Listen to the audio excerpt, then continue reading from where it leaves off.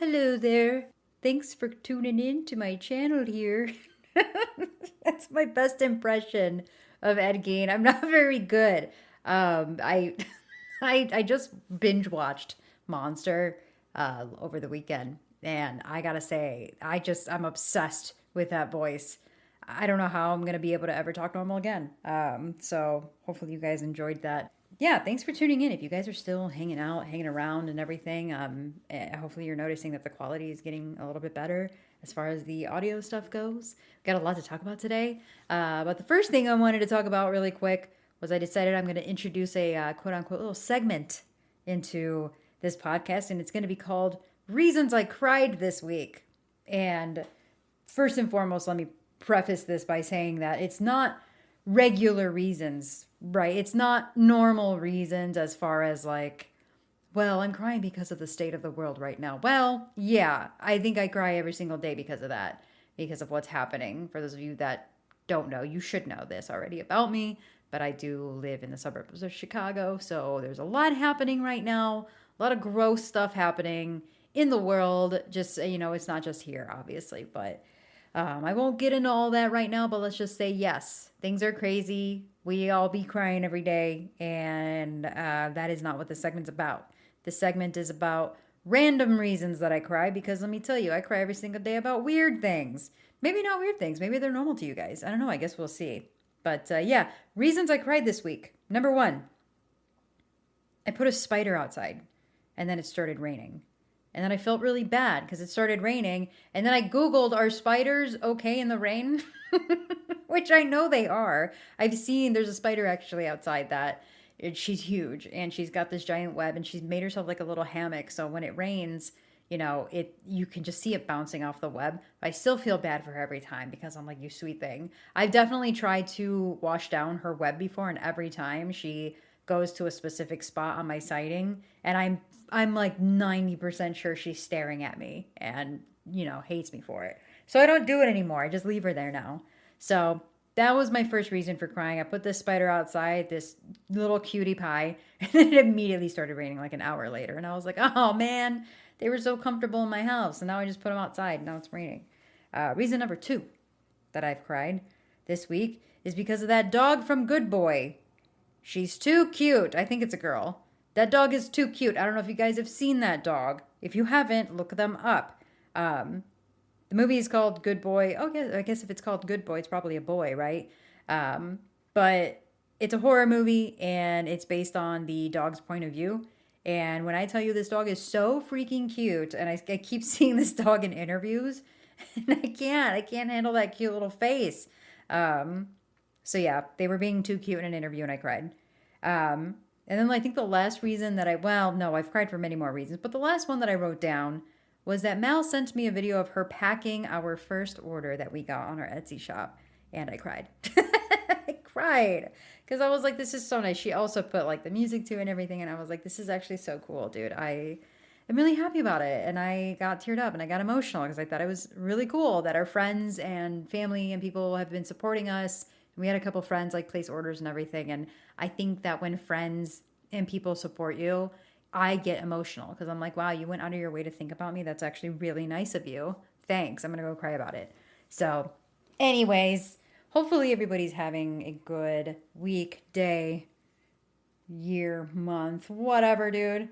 Well, as good as it can be, right? With the political climate and everything like that. So, today I kind of wanted to get into a little bit of what I talked about on the last episode, where I kind of talked about like red flags and flaws and stuff like that. I really wanted to talk about red flags because as somebody, and I'm going to say this all the time, as somebody who has dated a lot of different people, a lot of different kinds of people, I very often notice red flags that are very common amongst all of them. And it's something that I've gotten a lot better at recognizing now, where maybe I might give people a pass on it but I will notice it. I'll see something and I'll go, well, that person used to do that and now this person's doing it, so I won't cut them off for it, even though I should. I won't cut them off for it, but I am going to keep an eye on this. And sure enough, they prove me right every single time. And this is something that my parents, when I talk to them about my dating life, because I normally do talk to my parents about my dating life and whatnot, I'm very quick to say things like, well, they're doing this, and usually that means this. And, my parents try to be like, well, give them a benefit of the doubt. My parents just want what's best for me, right? They really just want me to find somebody and settle down, etc. But not just settle down with anybody. So when I tell them those things, they're like, well, maybe it's different this time or whatever. And it never ends up being different this time. So I want to talk about those red flags and what I've noticed along the way. And I'm sure people will resonate with it. Or maybe people will go, you know what? I've noticed that too, but I've never really, painted it as a red flag. Or I guess I've never really paid that much attention to it. So, I kind of want to just jump into it. Let me pop off about it right now, about what things that I have noticed along the way, what I shouldn't be giving the benefit of the doubt for, and what red flags have stood out to me the most in everybody that I've dated. And the number one thing that I thought of, because I'm not going to do the whole starting from the bottom. No, number one, right off the bat. This one is something that is huge for me now. If they have something that is always going wrong, or they're always the victim, or bad things are always happening to them. If they are somebody who feels like they just have the worst luck in the world, you need to run, because they are the problem. It's not the world testing them. It is them. It is them doing it to themselves. So something that, an example of that would be oh, well, I got fired and now I haven't been able to find a job. And it's different. I guess that's a circumstantial one, right? Because the job market's really bad right now. However, if they got fired from something and they've gotten fired from multiple jobs and they just can't seem to keep a job or anything like that, I'm like, well, okay, but why? Especially when you are my age. I'm 37 years old. I hate telling you guys that, but I'm 37 years old. And at my age, you should recognize how to keep a job, or how to at least pretend to and do your job until you find another one. So that is one that if they're like, oh, I'm between jobs. Okay, well, how long have you been between jobs for? How long? Yeah. Okay. Well, I don't think so. If there's somebody that's like, oh, I just have really bad luck, or I'm always, this is another one. And again, another circumstantial one. Somebody who's saying that they're always unwell, they're always sick, but it's not sick in a way where it's they actually have something. They have a chronic illness or they have whatever else. It's something where they're painting themselves out to be way more miserable than they are. Kind of like an extended man cold. Or, they say, oh, well, I had a group of friends, but every time I get close with a group of friends, they screw me over. Is it the friends or do you suck? And I'm going to get into another red flag that kind of revolves around that too. But I had a habit of dating guys that somehow always had the worst luck, or always had bad things happening to them, and the world was testing them and the universe is always testing them. And it kind of led to me being this anchor in the relationship. It led to me holding everything together and forcing me to be the problem solver, forcing me to be the one that planned things or did things or took care of things because this person just couldn't, right?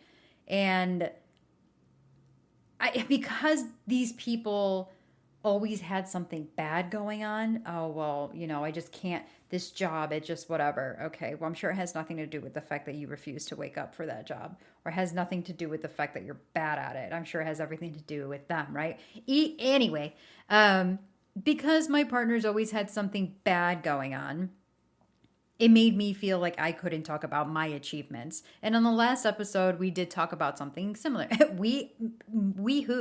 Me and the voices in my head, apparently. I talked about about how my achievements felt like they were something that I couldn't talk about. And I was making myself smaller. And I think this was mostly why, because I constantly dated people that had strings, quote unquote, strings of bad luck. And it created this imbalance in the relationship that kind of put me almost in a mothering role where I had to take care of them And I had to constantly water their grass and be like, you're doing great. You're going to find something. I'm going to help you, to the point where I was helping guys with resumes. I was helping, trying to find jobs for them. Hey, does anybody know anybody hiring for this, or this? Because whatever. Low key embarrassing, but at the time didn't really think anything of it. I was also younger, so I again didn't really think anything of it, because when I care about somebody, I'm going to do everything that I can to help them. However, it's like, you're not doing anything to help yourself. You're not going out and looking for jobs. You're not applying for anything. You're not doing anything to better yourself. Why am I trying to push you to do that? And, again, it creates that imbalance. And I tend to focus more on them and helping them. And it actually got to the point, and this was, I want to say in the last couple of years, I remember I talked about this. I don't remember if it was with somebody. It could have been to myself. I do that a lot now. I could have been something that I was just kind of working on when I was doing a lot of my own healing and talking to myself. And when I say I was going through stages of healing and everything, I did a lot of journaling. I did a lot of research. I did a lot. I did go to therapy for a bit. And so when I talk about that, it's, all these different avenues that I did try. And one of the things that I found myself going back to was, am I bad luck? Am I the one coming into these men's lives and just ruining things for them, where all of a sudden I'm just like this, like, universal karma? I don't know. I'm just like this karmic justice or something. Like, this guy did something bad in his past life, and now you're going to date Stephanie. Good luck. And then bad things are going to happen. And that's how I felt. And I know that's ridiculous. However, because of how many guys I dated and how many bad things were happening to them, I was like, this is crazy. Like, this cannot, like, am I the bad luck? And then you should see what happens to these guys after we would break up. I'm not even going to talk about that on this episode, because it gets too, or on this, I think, podcast at all, it gets too specific. But let's just say it was bad. Things would happen after we broke up that I was like, whoa. I thought I was bad luck when I was with them. It got worse. And I'm talking things from like financial to health related things where I'm like, whoa, that's bonkers. It makes you think. It makes you go, was I the problem? No, I don't think I was. And if I was, not by any choice of mine, like I said, maybe the universe is like, now it's your turn. You fucked up in your past life. Date her, see what happens. So no, was I the bad luck? No, I wasn't. What I ended up kind of learning about myself is that I was attracting men that saw something in me that kind of, whether it was a light or my positivity or something about me that kind of sparked something in their head that went, she'll help me through this.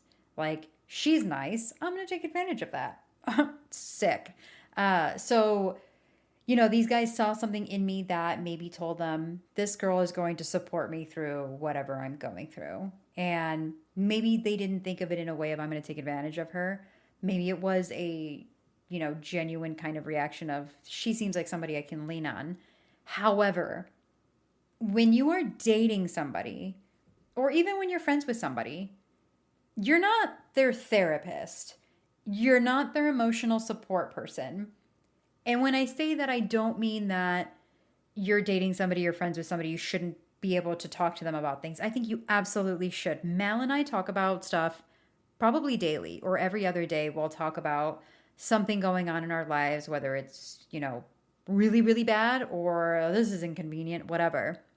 But there is so much good sprinkled in all of that, that the bad never outweighs the good, and it's never every single day something bad is happening. Never the case with us. And Mal and I have had friends where you talk to them and every single day is a struggle. Every single day something is the worst. Every single day is the worst day. And I am a big advocate of mental health and like making sure that people's mental health is, okay, and that their headspace is good and everything like that. However, I also recognize that we are not therapists and we are not the right people to lean on for every single bad thing that goes on in your life. But because what happens is you start walking on eggshells around these people, and you start wondering, okay, well, if I reach out to them, or if I tell them about this good thing happening in my life, or is that going to make them mad? And that's exactly what was happening to me in these relationships. So maybe we'll talk about friendship red flags on another episode, but that's definitely an episode that I need Mal on, because we've gone through it multiple times together, and I'm convinced that if Mal was not in my life, I would still be friends with, or possibly even dating people that were just so toxic for me. And it happens. It totally happens. But yeah, we'll talk about all of that on a different episode. But that leads me kind of into going back to the whole walking on eggshells around a man that I was dating, because, well, if I talk to him about my promotion, is he going to be mad because he doesn't have a job? And that should never be the case, because if it were reversed and I didn't have a job, but my significant other got a promotion, I'd be like, hell yeah, that's incredible. Let's go celebrate your paying, because I obviously can't. But it was never taken that way whenever I was with somebody. It was my successes were not celebrated in the same way. So it gets exhausting. It gets really exhausting having to walk on eggshells and be careful about what you say and have to make yourself smaller. Especially when it comes to the beginning of a relationship. We should be dating, you should be courting me, and we should be having fun, and we should be learning things about each other, not me just having to constantly build you up and tell you, no, you're so cool, no, you're so funny, no, you're so smart. Because what are you doing for me? You're not doing that for me. So I'm just sitting here building you up. And then what? Then you start treating me like crap because your own head is filled with bullshit. So anyways, but yeah, I didn't realize all this stuff when I was dating these guys at the time. And I think that's also my fault, because I was supporting, the way that I was thinking about it was, I'm supporting these men, whatever man at the time, through their hardest time. And I'm thinking, well, if I go through this with them, then they're going to love me more. And they're going to be more loyal to me because I am loyal to them during their lowest. Because isn't that typically what we see in real life or in movies, or when it comes to athletes? Oh, well, she dated me when I was a nobody in high school, so now I have to be loyal to her and I'm going to marry her. So you think about these things where you're like, well, if I am good to him when he's at his lowest, he's going to be great to me when he's at his highest. Bitch, they never get at their highest. If he is just constantly low, he's going to stay low. And it is not up to you, and it is not up to me to build them up on your own. They need to do some of that heavy lifting too. So it was on me that I was expecting them to love me and be loyal to me because I was always there for them. I think that is possibly a red flag of my own, that I had those expectations for somebody when I set those expectations. They were never told to me. Nobody ever told me, hey, if you help me through this, I promise it's going to get better, or whatever. Well, that's not true. I guess they may have said that too. But, they never told me, this is toughest time of my life. If you get through this, I'm going to do everything right by you. I just expected that. And yeah, I guess I shouldn't have. But yeah, so that is the number one red flag. If something's always going on, they always have bad things happening to them, run away. Get away from that. Leave. Number two, I'm going to go ahead and say number two red flag for me is love bombing. Could be number one, but I'm going to put it at number two. Love bombing for me is so huge. And for those of you that don't know what love bombing is, essentially you're giving a lot really fast, right? So you meet, you go on a date, and then you guys start kind of planning trips together, and, oh, you should meet my mom, or, oh, you should meet my group of friends, or, this would be really cool. Oh my God, we should totally, like, if we lived in a house together, what if we got a dog together? It's like planning things, and I call it playing house right away. And for me, it's a really hard thing to differentiate love bombing to dating intentionally. And that was a big problem with my last relationship, was that I was kind of blinded by the intent. The last person that I dated was somebody that was serious about dating and wanted, to get married and have kids and have a house. And we had a lot of things that we had in common as far as what we wanted to see in our future. So I did get a bit blinded by that and was so fixated on that that I kind of ignored all of the other red flags. This person I don't believe was love bombing me. This person was dating intentionally. However, in other relationships, it's definitely been, oh, yeah, well, when we get married or when we do this and, we could do that or this would be great for us in the future. And it is a hard thing when you're somebody like me who dates with intention. And I am somebody that, like, I'm kind of like a no bullshit person. If I like you, I'm in this and I want to, like, let's jump right into it. No, I don't want to move in with you right away, but yeah, let's go on dates and let's go do this. Let's plan a vacation. Let's see how that goes. I want to get that stuff out of the way. And it's kind of like this last person that I dated where I was like, yeah, I think that we should, and we were long distance, so we didn't get to do a lot of those things and we didn't need to. We didn't have to get that far. But I was like, this is basically the checklist of things that I think we need to do before we even think about moving in together. And that's, I want to travel. I want to do this. I want to do that. I want to see how you handle certain situations. Right off the bat, the first time we were supposed to meet, he missed his flight out to me. That should have been number one, like, red flag for me, was like, you had one thing to do today, was to get on a plane. You couldn't do that on time. Yeah, that was a big indicator of the kind of person that they were. And you know what? It was spot on too.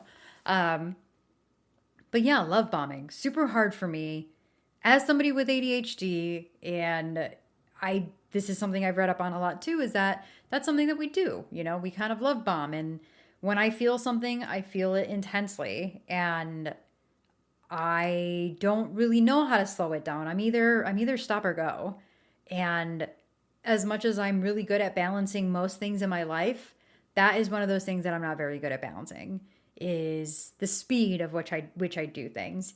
And Mel knows this. Sometimes I won't do anything or I'll be like, I can't do anything. And it'll be 4 or 5 days go by. And then on day 6, I get everything done. And that's just how I work. That's my speed. That's how I operate. But yeah, so because I am also guilty of love bombing, but on my end, it's a genuine thing. This is not me playing house. This is not me telling you that, oh, it would be really cool if we went on this vacation or whatever. That's me saying, I want to go on a vacation and let's do this. Not me saying it just talking out of my ass to make a conversation with you and to give myself like some kind of validation that, somebody wants to date or hang out with me. I don't need that. But other people do. And when you mix a person that is love bombing with somebody who is saying all these things authentically, you can see how that could lead to a very messy breakup or end of whatever it is.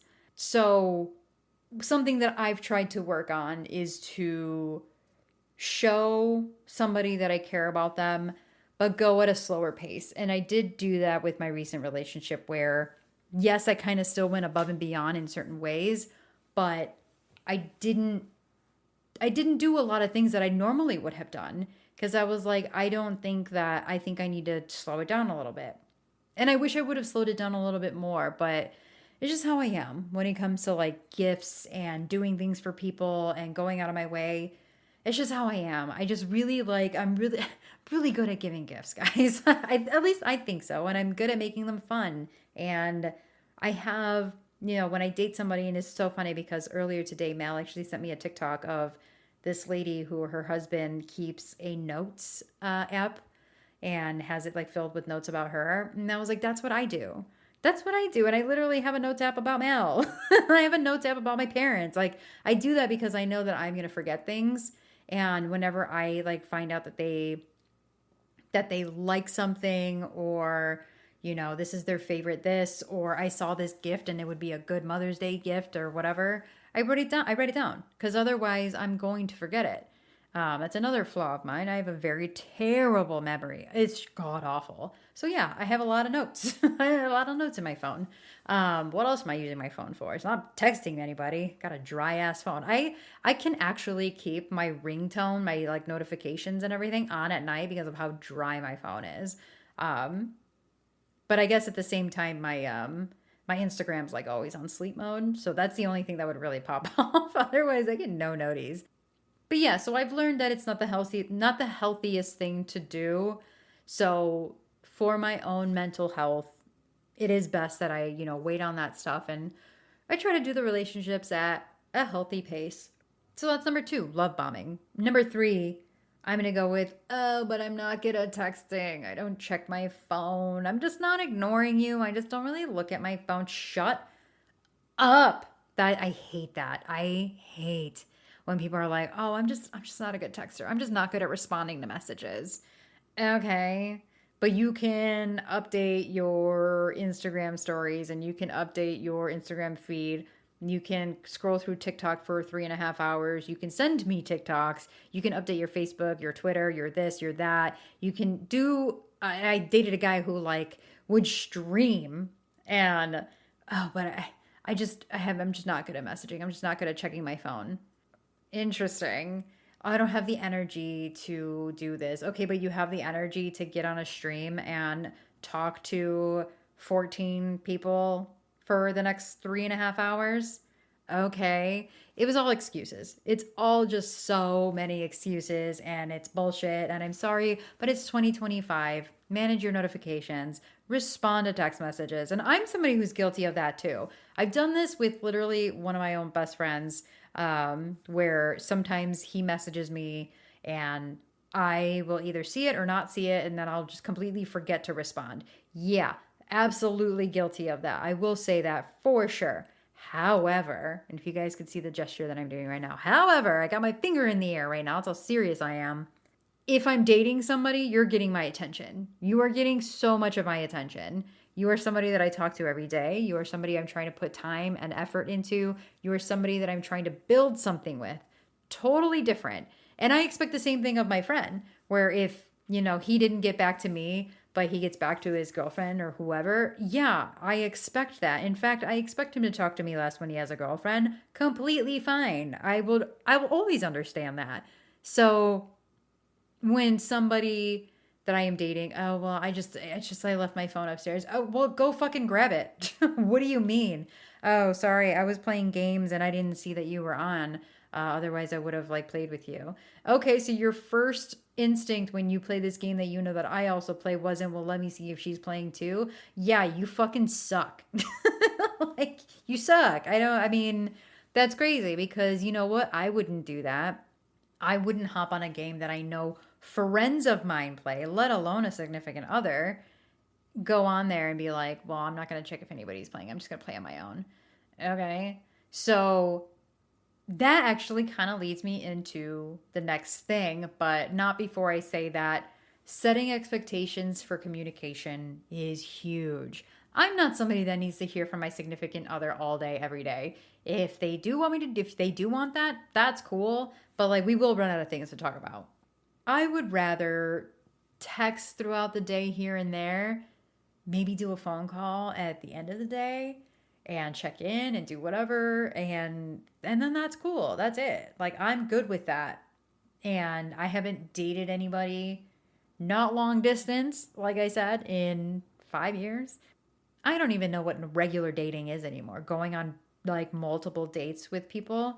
I don't think I've gone on a second date other than this like last one, which is so hard to consider like a relationship because we were long distance. We saw each other twice. I can't remember what it's like to go on multiple dates with somebody. Like that's actually kind of crazy. But communicating is huge and it doesn't matter how you do it, whether you guys want to talk once a day or you want to talk throughout the day or you want a mix of that. That's cool. I think that that's great. Do whatever you want to do, but make sure that you're on the same page about it. That's super important. Just make sure that you talk to each other about that, and because that's the other thing too. And this is something that people are guilty of, especially, this last person that I dated. Don't text me all day, every day, and be really fast with your responses. But then once you got me as your girlfriend, well, I already got her, so I don't got to try anymore. And that's such a common thing that I've experienced with guys that I've dated is that, well, I got her, so I'm good. What? What do you mean you got me? You're dating me. You haven't locked anything down. What do you mean? So that's a whole nother thing. But yeah, for me, communication is so big. And if you go from texting me all day, every day to I'm going to text you a couple times a day, or you text me every morning, good morning, and then one day you miss it, guess what I'm thinking? You hate me. We're broken up. You found somebody else. You're dead. Well, I don't know. Like, what could have happened? So set that expectation. Just talk to your significant other, man, because otherwise, it just doesn't make any sense. And then number 4, and I think this is the last one that I have, is if they don't have a solid friend group. I've dated a lot of guys, and a lot of them did have friends. They had a good friend group that they ran with. There was a handful of them that did not. And I got to tell you, those were the worst ones. Those were the meanest ones. They were the most isolating ones. They were the ones that had friends, but you could tell their friends didn't like them very much. And they were jealous and they were mean and they would try to isolate me from my friends and family and everything. And they would try to talk crap about them. And I'm like, at the time I was so much younger that I didn't really think about it. Especially with the first guy I'm thinking about, he was significantly older. And when I say significantly older, I think it was like 19 or 20, and he was like in his mid to late 20s. So not significant as of like right now, but back then it was pretty significant. These are the kind of people that they get jealous because you have good friends, because you have a good network of people. And something you really have to think about, because I know this is like a whole thing on TikTok now where it's like, oh, my dream guy is also at home on a Friday night, not talking or to anybody or doing anything, and also doesn't have social media. What? That's your dream guy? Your dream guy is at home and has no friends, and he's sitting at home, watching Netflix in the dark because he's like with a dry phone? That's your dream guy. Why? Because he's isolated from everybody? Or is that your dream guy because he's not out like cheating? Or like I don't really know why that is like people's new thing where it's like, because I'm like, girl, that's not what you're doing. You can sit there and be like, oh, I just stay at home and do nothing. No, I promise you that you probably have friends that you talk to every day. You probably have girlfriends that you go out with. You probably like, even if you're gaming at night, you're still talking to people, right? And that is something for me that if I am talking to somebody, and that's a huge thing that I look out for now, is I ask them, like, what's your friend group like? And actually, I'll get into the questions that I ask now.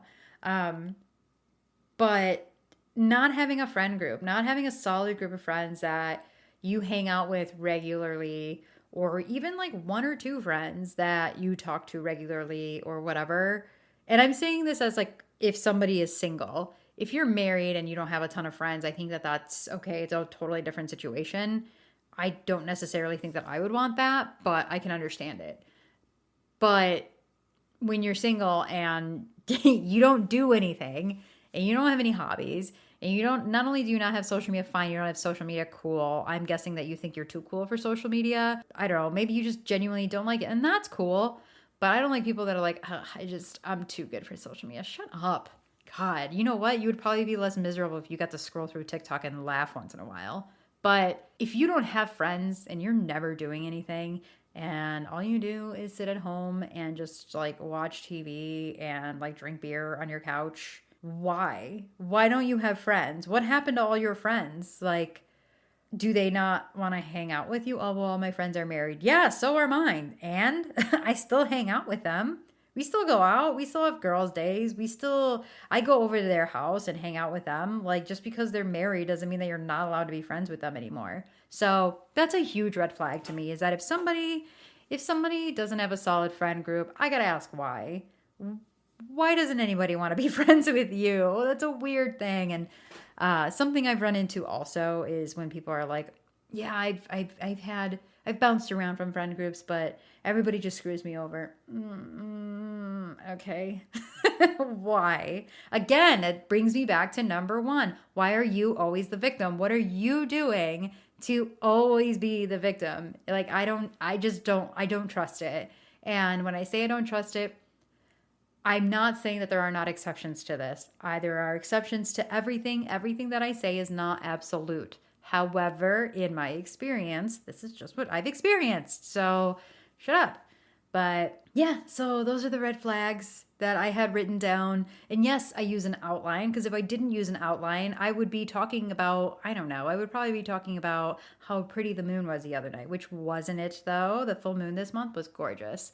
I will tell you, the full moon was out and about the night before the full moon, and then it was out and about the night after the full moon. The night of the full moon, clouds everywhere, couldn't see the moon at all.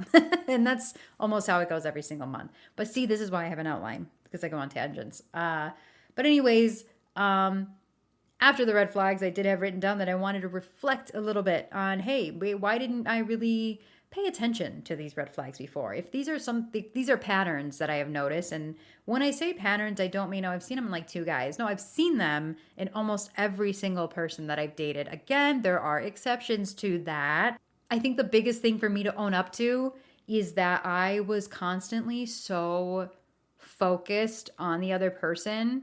My self-esteem was low, and I was so, I guess, focused on the fact that they chose me, right? It was never, oh, well, I decided to date him. It was, well, he decided to date me. That's not how it should have been. I wish I could go back in time and tell myself, like, you chose that one? Like, he didn't choose you. So for me, I was so focused on making this other person happy and compromising for this other person and trying to give the other person this benefit of the doubt. I didn't realize that I was the only one doing the compromising. It's something that I reflect on now and that I think about now. Didn't really see it back in the day, and I think I forgive myself for the most part. There's a lot going on. I was young, and I really wanted to find somebody because I thought that's what I was supposed to do. I thought that kind of would mean that I won at life, I guess. I don't really know. I'm sure I could do a deeper dive into that, but I definitely compromised, and I compromised too close to the sun, I guess. And that's something that, like, yes, I will compromise now, and I absolutely do, and I absolutely have. However, there are certain things that I'm like, no, I don't think I'm going to budge much on this one. And when I say that, I mean, if I want to hear from you every day and you're like, well, I don't really talk to the girl that I'm dating every day. I talk to her like once a week. Well, you know what? I'm not budging on that. That's something that's really important to me. That's something that I need in a relationship to feel secure and to feel wanted and to feel loved. And if you're not willing to give me that, that's okay. Then I am not the one for you. You are not the one for me.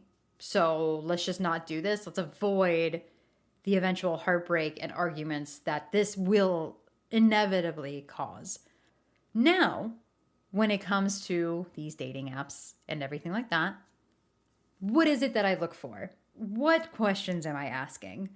Number one, I ask people what they do for work. And that might come across as like, because guys love using this word. Ugh, gold digger. Okay, what gold? What are you talking about? Shut up. I hate when guys use that. I was actually accused of that once, which was fucking rich. Coming from somebody that made very little money, which is fine. That's okay. You don't have to make a ton of money. But I remember him calling me a gold digger because I had said something like he wanted to move in with each other, and I was like, listen, if we were to move in with each other, we would have to make more money. And that involves you making more money because I make pretty good money. I would need you to make a little bit more money because he didn't cook, he didn't clean, he didn't do anything as far as like, listen, if I'm going to have a stay-at-home husband, hell yeah, I'm into that. But if you're not going to contribute anything to the stay-at-home husband part, then no. What? I'm just going to support you for you to sit on the couch? No, that's okay. I can easily do the exact same thing and be a lot happier without a stinky man on my couch. Well, let me do that. Let me go that route. And then he was like, oh, you're just a gold digger. I was like, okay, whatever floats your boat, dude. Hilarious. But anyways, what do you do for work? I ask that, what do you do for work? I ask that because I want to know what their day to day is. I want to know what you're doing. What is your schedule like?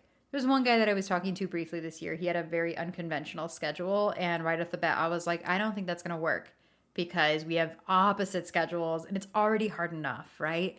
So, and that wasn't the reason it worked out. It didn't work out. But it was like where it was something in the back of my head where I was like, oof, that's rough. So what do you do for work? In my head, yes. Immediately I'm thinking, how much are you going to be able to contribute to a household? Because times are different now. And again, if I made enough money to where I could support a family and my husband could stay at home and run the household, sure, I would be into that. I am not anybody that needs the guy to go out and work or whatever. However, that being said, I don't think I make enough money to do that. I think it's very hard to make enough money to do that, support an entire family on one salary. Times are hard. Everything's expensive. Let's not talk about why everything's expensive, but everything's expensive right now. So yes, I would need somebody that could contribute enough, so that we could make it work. However, I also ask that because I want to know around how much money somebody makes because of previous relationships that I've been in, where this goes back to red flag number one, where they're kind of always the victim. They kind of resent me for doing better in life than them. If I make a lot more money than you, guess what that is going to do to our relationship? Because 9 times out of 10, it's going to make you resent me. You're going to hate the fact that I make more money than you. And I don't hate that. I think it's whatever. I think that as long as we're both making decent money, we can both, contribute whatever. We can both buy dinners. We can both do whatever we want to do. That's great. But it kind of goes hand in hand with the whole men hating the fact that they're bald and short thing. They care more about that than I do. But sure, I'm the gold digger. Whatever. So yeah, what do you do for work is my first question. My second question is always, how is your relationship with your family? And I know not everybody has a great relationship with their family. I understand that, but all I'm saying is just once I would like to date somebody that has a family that is, I don't want to say functional. That's not the right word. But that has a either decent relationship with their family or has healed from the trauma of that family. One or the other. Because not every family is perfect. Trust me, I get it. Most families are not perfect. However, you need to be able to I don't want to get into anything where it's going to be super ugly and super whatever and suddenly you're getting mad at me because I called you by your full name and didn't realize that was your dad's full name and now you're pissed off at me for something I didn't know that I did. Work on that. Heal yourself. And again, dads, take care of your kids. God. So that's number 2. How's your relationship with your family? Is it okay? Are you healed from it? You're still healing from it? Okay. Oh, you hate everybody? Ooh, that sounds rough. I don't think I want any part of that. Not only that, but I think it's also people that don't have family and don't have friends often rely on you a lot. And I think that's really hard for me too. I don't want to be in a role where I'm constantly the source of everything for somebody. It's a hard place to be in. And I think there was a part of me that used to like that back in the day. I used to like to be needed. I used to like to be wanted and everything. And now I'm like, oh, why are you that into me? Is it because I feel some void? I guess it's a thin line between somebody wanting you because they care about you and they really like you as a person and somebody wanting you because you're convenient or you fill a void that they think they have, right? And something I've gotten into an argument with an ex before where, I was like, well, I like you or I'm dating you because I think that you're nice to me and I think that you're caring and whatever. And when I asked him the same question, it was all because I want babies. And I was like, oh, whoa, I got to get the fuck out of here. That's crazy to me. And that's something that I don't want to be here to fill a void. I want to be here because you like me and you like my personality and we have things in common or we complement each other or whatever else. So, number 2, how's your relationship with your family? Number 3, and my last one on the list, what do you do for fun? People need hobbies, man. And I don't mean hobbies like, oh, well, I usually just go to the bar with my buddies on Sunday. That's not a hobby. Well, I usually just stay in and watch Netflix. That's also not a hobby. What do you do? Well, I just work and then I come home and then I go to sleep. What? What do you mean? Why don't, again, going back to why don't you have friends? Why don't you do anything? You just go to work and then you go home. Your life sounds really boring. So what's going on? To me, that sounds like your life is very unfulfilling and you're not happy and you're dating now. And now what? I'm filling a void in your life to where you're just, oh, well, now I have something to look forward to. Whoa, that's a lot of pressure. I'm not saying that everybody needs to have a full time hobby. Not everybody needs to garden. You don't need to like know how to sew. You don't have to craft. You don't have to like go golfing every Sunday or whatever. But I do think it's important that people have a fulfilling life outside of a relationship. When somebody asks me, what do you do for fun? I'm like, a lot of things actually. Where do I start? I game.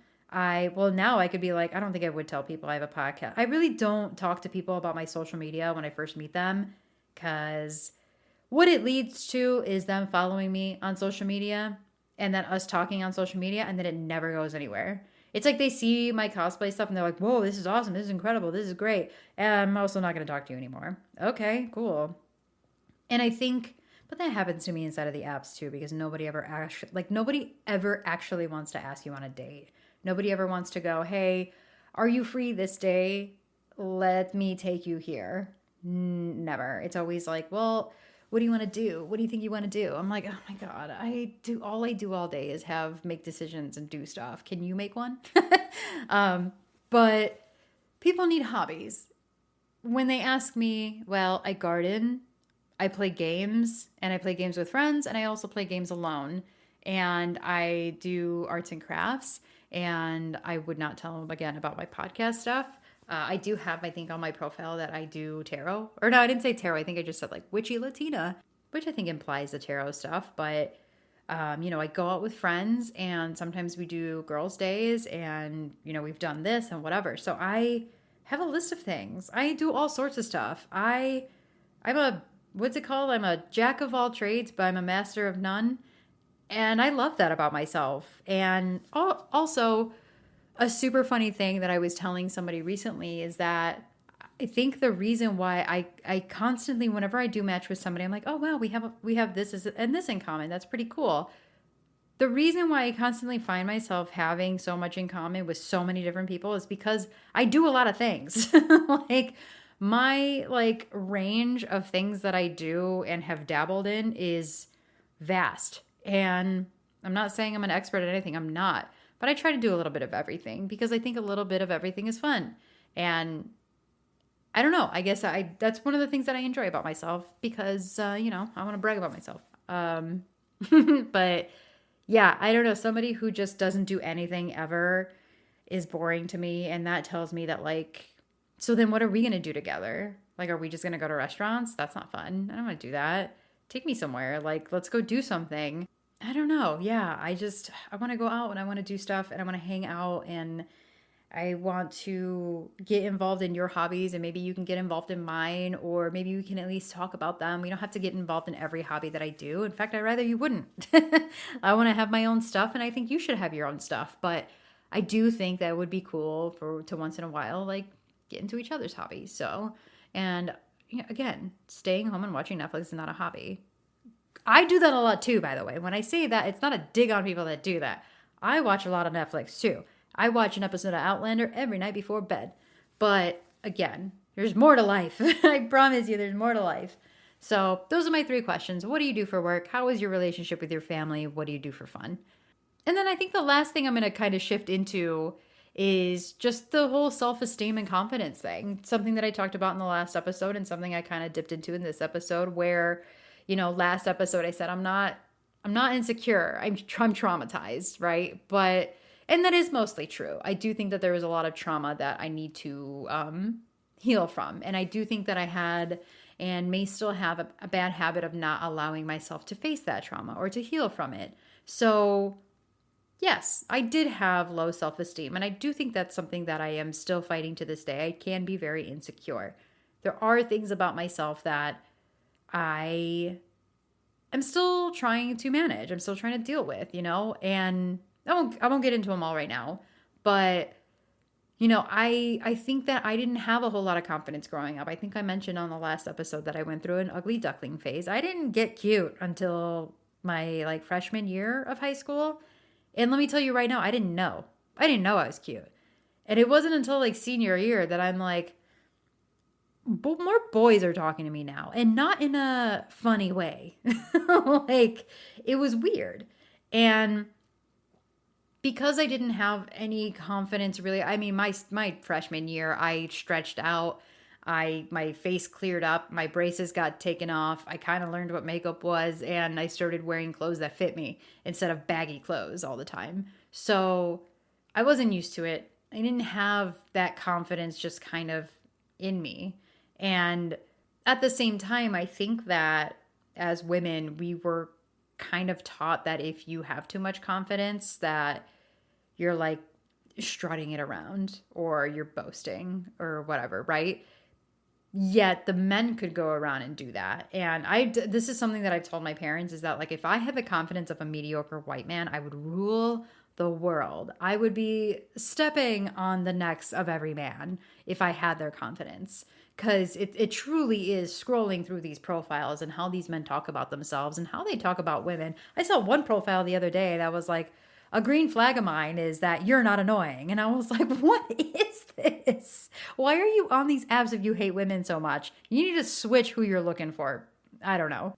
So I'm still learning how to be comfortable, not just in my own skin, but in my own space, and learning how to take up space, I guess. And it's always been a hard thing for me, and it's still a struggle. And when I say that, I find it hard to say it sometimes because I used to be kind of like the selfie queen, right? I used to post selfies all the time, and I did cosplay and I did a lot of photo shoots and everything like that. But people are seeing the final product, right? They're seeing the one photo that I posted today of myself where I think I look good. They're not seeing the 200 photos that I took before that where I hated every single one.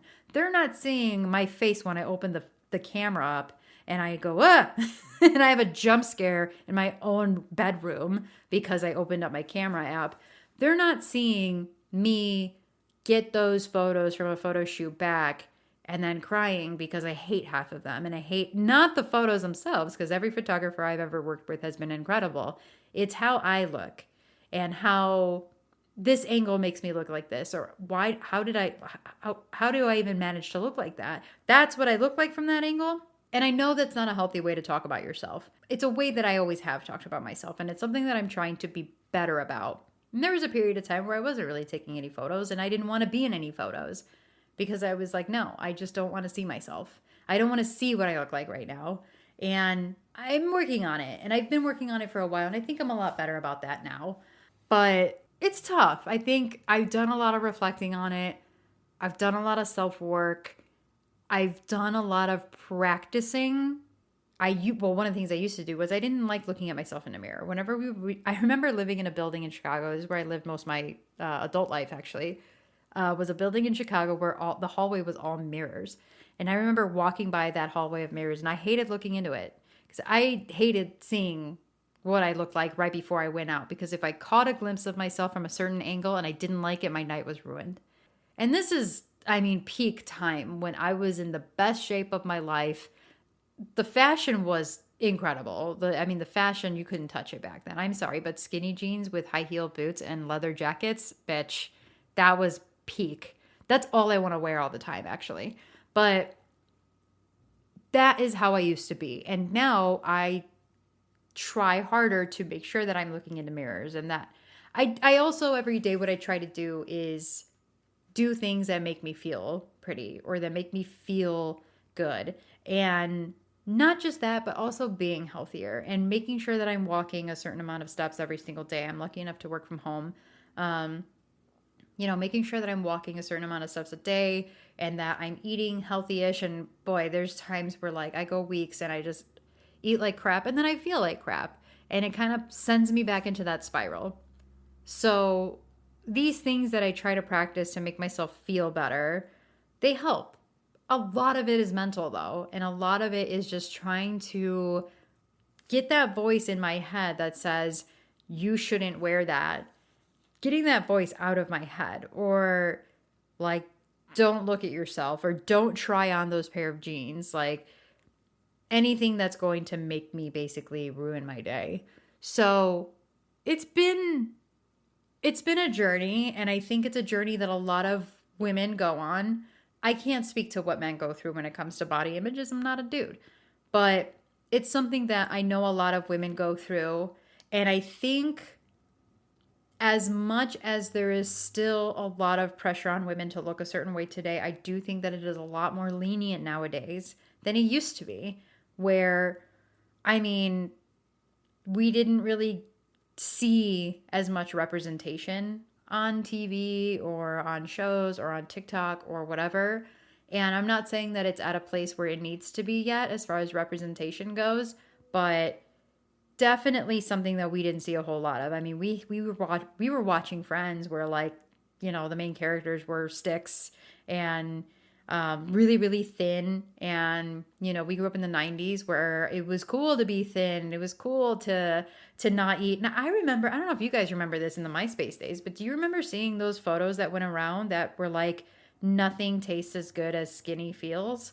I remember seeing those photos, and I remember me and my girlfriend used to like say that to each other, and we would go out to the bars purposely and not eat and solely drink so that we would stay thin. Like, it wasn't healthy. Let me say that right now, it was not healthy. But with a lot of practice and reflection and everything, I do think that my self-esteem and confidence is at, I would say, an all-time high. I think this is the most confident I've ever been in my life at the age of 37 years old, where I go out and not put makeup on. I might put on a touch of foundation just so I don't look dead. And when I say that, I mean also like because I have like spots or whatever on my face, so try to even myself out a little bit. But you wouldn't have caught me doing that, 5 years ago or even a few years ago. And now when I go out and somebody looks at me, I try to not look away right away. I try to not think, oh God, it's because I have something on my face or I look stupid in this outfit. Like, no, maybe it's because I actually look good in this outfit. Maybe they're actually looking at my outfit, or maybe they're checking me out, or maybe my hair looks really good. I actually had a girl compliment my hair like a month ago, and I gotta tell you, it felt so good. She was like, "Oh my God, your hair is really pretty." I was like, "You know what? Love you."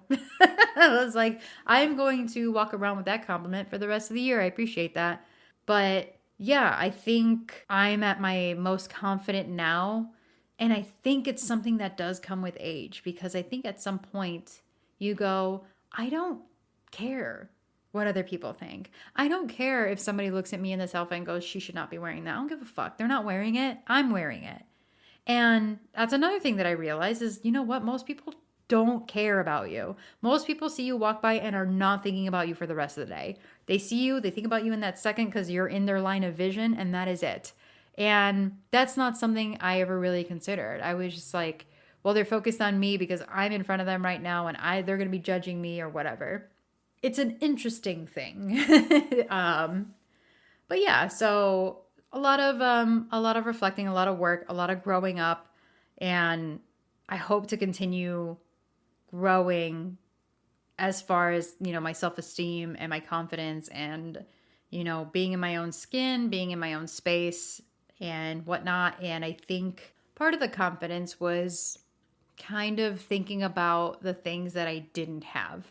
And this is something that Mal has really helped me with as far as my confidence and who I am as a person. Because I feel like often I was constantly reminding myself or dwelling on the fact that I didn't have a husband. I don't even have a boyfriend, let alone a fiance, let alone a husband. I don't have children. I don't have a family, etc. And the few times, or actually probably the many times, I don't know how many times I've talked about it with Mal before, I try not to talk about those things because I don't want to come off a certain way. But I do like to be vulnerable with especially with Mal, where, it's like, yeah, sometimes I feel like I'm being left behind in a sense. And she has such a wonderful way of reminding me that the things that I have, I've been able to achieve on my own, and that I've worked really, really hard for the things that I have. And no, I don't have a husband, but I have a house that I bought and that I paid for. No, I don't have kids, but I have a wonderful job that I worked really, really hard at. And I have, two cats that I take care of, and that I think I have done a really good job of making sure that they're safe and that they're happy and that they're healthy. And, I bought a brand new car. Like, I have worked really hard to get to the place that I'm at. And she does a great job of reminding me of those things. And speaking of which, actually, one of the last episodes, I mentioned that like I'm really lucky. I've always been really lucky with jobs.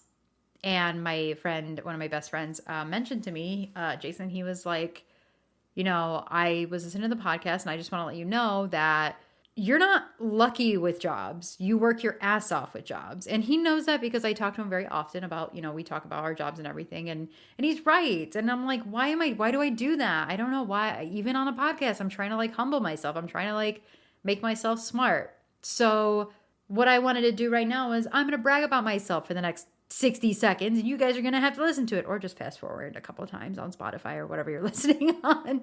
But no, I think that I am blessed enough to be healthy. That is not something that like, I think I have a whole ton of control on, but I think I do what I can to make sure that I'm healthy.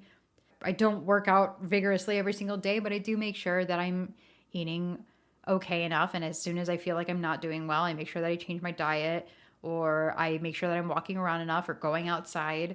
I'm smart. I mean, I might not be smart on certain things. I might not have a crazy big vocabulary, and I might be repetitive when I say certain things because I don't really, have as great of a vocabulary as Mallory does.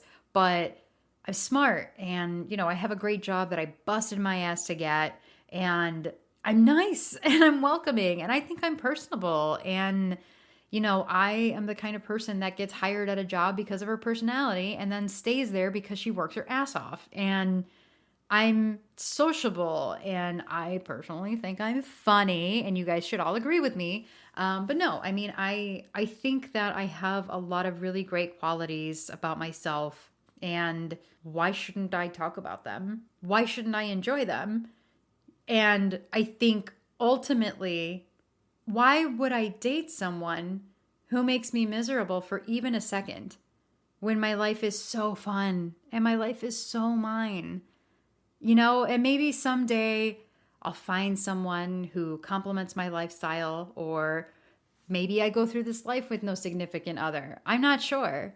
But regardless of which path I go down, I know I'm not going to be alone. I know I have wonderful friends, and I have a wonderful family, and I know that I'm not going to be unhappy. And I think that's the most important thing and my biggest takeaway from that. Anyways, I think I'm officially yapped out for today's episode. So I will catch you guys on the next one. Cheers, everybody. Actually, you know what?